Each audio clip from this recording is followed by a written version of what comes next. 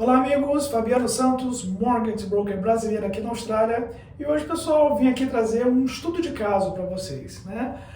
Como eu e o Alves, a gente sempre gosta de dizer, aqui na Capta a gente trabalha com 3 pilares, que são aí os drivers para você tomar a decisão para a compra do seu imóvel.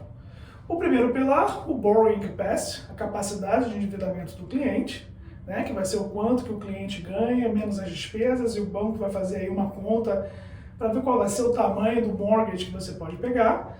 O outro é o initial deposit, né, o desembolso inicial, o quanto o cliente tem que ter para desembolsar para estar fazendo a compra do imóvel. Lembrando, para comprar para moradia 5% mais os custos iniciais e para investimento 10% mais esses custos iniciais.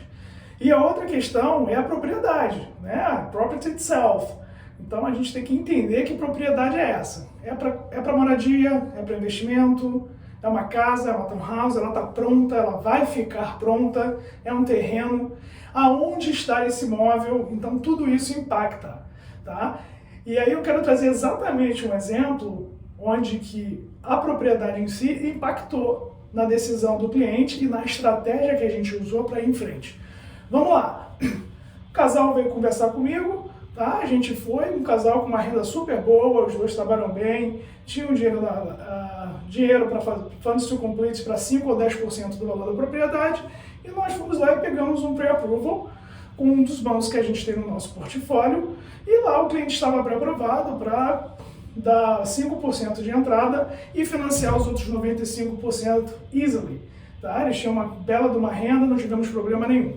O que aconteceu? Eles foram à busca do imóvel deles, encontraram o imóvel, estavam pré-aprovados e assinaram o contrato. Quando eles assinaram o contrato, vieram e falaram, assinei o contrato e tal, a gente queria transformar agora o pre-approval em approval, e eu comecei, não, vamos continuar com 5% de entrada e financiar os outros 95%, beleza, fomos em frente. Quando a gente foi passar para o banco, né, eu fui fazer as minhas análises, entendi aonde estava a propriedade.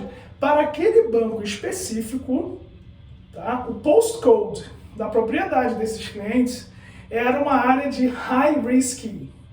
Tá? Então o banco respondeu para a gente, eu posso ir em frente, mas para esse local, para esta propriedade, eu só vou aceitar se o cliente der 30% de entrada.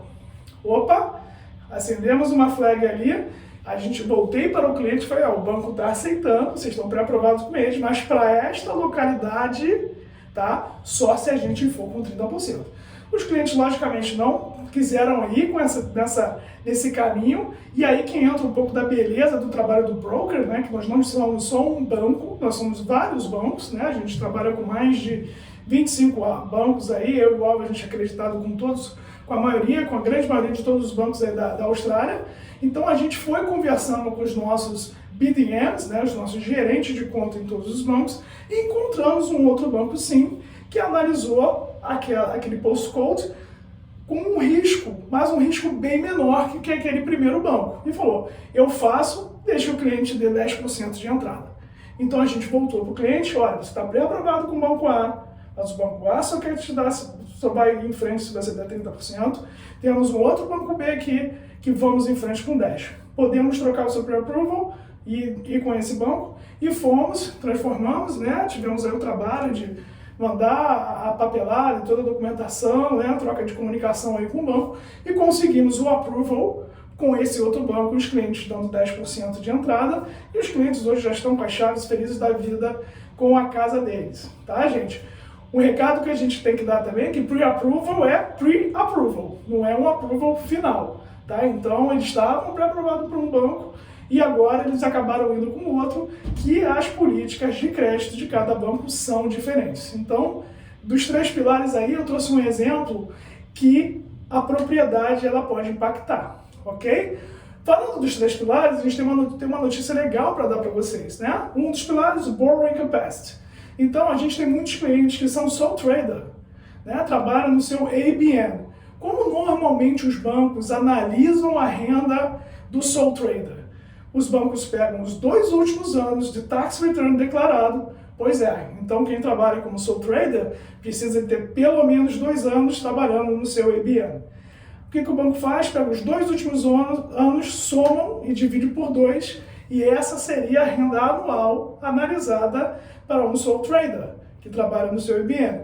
O que alguns bancos estão fazendo, de novo, a beleza aí do trabalho do broker, um dos bancos, com a pandemia, o Covid, sabe que os pequenos negócios, né, o pequeno empreendedor foi bastante impactado, eles sim continuam pedindo os últimos 2 anos, mas eles estão usando como renda somente o último ano, tá?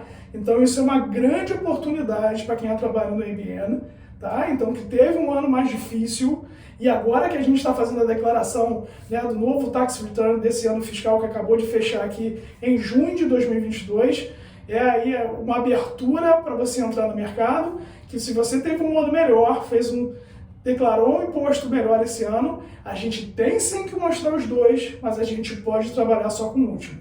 Legal, gente?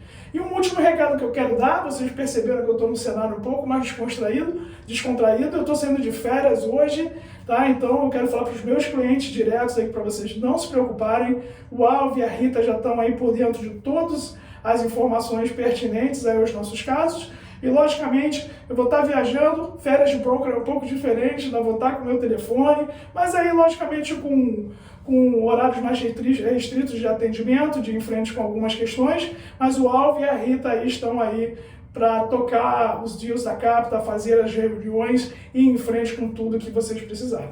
Setembro eu estou de volta, um abraço para vocês e fiquem com Deus.